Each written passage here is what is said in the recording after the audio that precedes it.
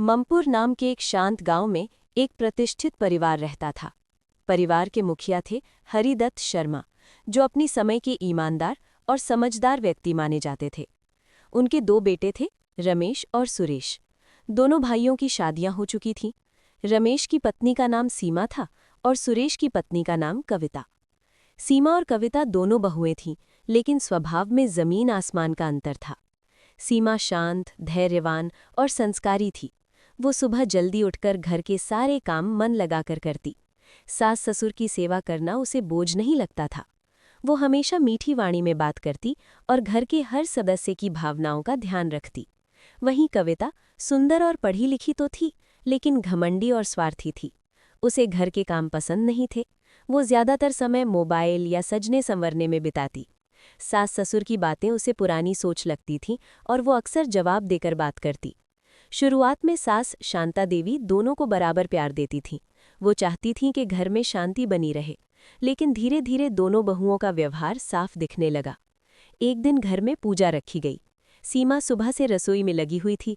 हलवा, पूरी, सब्जी सब कुछ खुद देख रही थी। कविता देर से उठी और बोली, इतनी मेहनत क्यों करती हो, बाहर से मंगवा लेते। सीमा मुस्कुराकर बोली, घर की पूजा है, अपने हाथ का बना अच्छा लगता है। पूजा के दिन मेहमानों ने खाने की बहुत तारीफ की। शांता देवी का मन खुशी से भर गया। उन्होंने सीमा के सिर पर हाथ रखकर आशीर्वाद दिया। ये देखकर कविता के मन में जलन पैदा हो गई।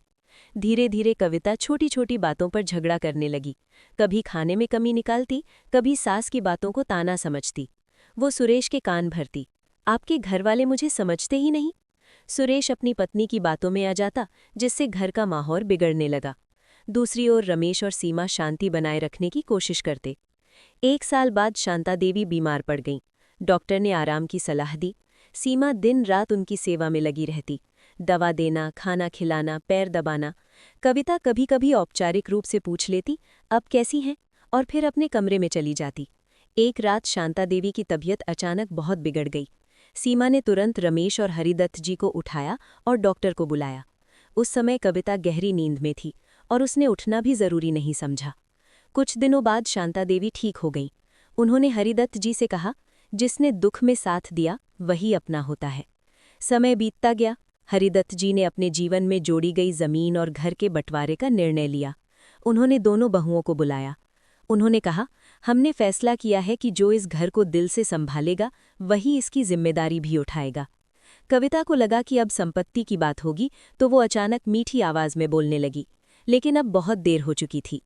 हरिदत्त जी ने घर की जिम्मेदारी रमेश और सीमा को सौंप दी। सुरेश और कविता को भी हिस्सा मिला, लेकिन अलग रहने का निर्णय हुआ। कुछ समय बाद अलग घर में रहने के बाद कविता को समझ आने लगा कि घर चलाना आसान नहीं है। बिना सहयोग और प्रेम के जीवन बोझ बन जाता है। उसे अपनी गलतियों का एहसास हुआ। एक दिन वो सीमा के पास आई और बोली, भाभी, मैंने आपको हमेशा गलत समझा। आपने बिना किसी स्वार्थ के सबका ख्याल रखा। सीमा ने मुस्कुराकर उसका हाथ पकड़ लिया। घर रिश्तों से चलता है, तुलना से नहीं। कविता की आंखों में आंसू थे। उस दिन से उसने अपने व्यवहार में बदलाव लाने की कोशिश की। इस तरह समय के साथ दोनों बहुएं समझ गईं कि असली गहना रूप या पैसा नहीं, बल्कि अच्छा व्यवहार और सेवा भाव है।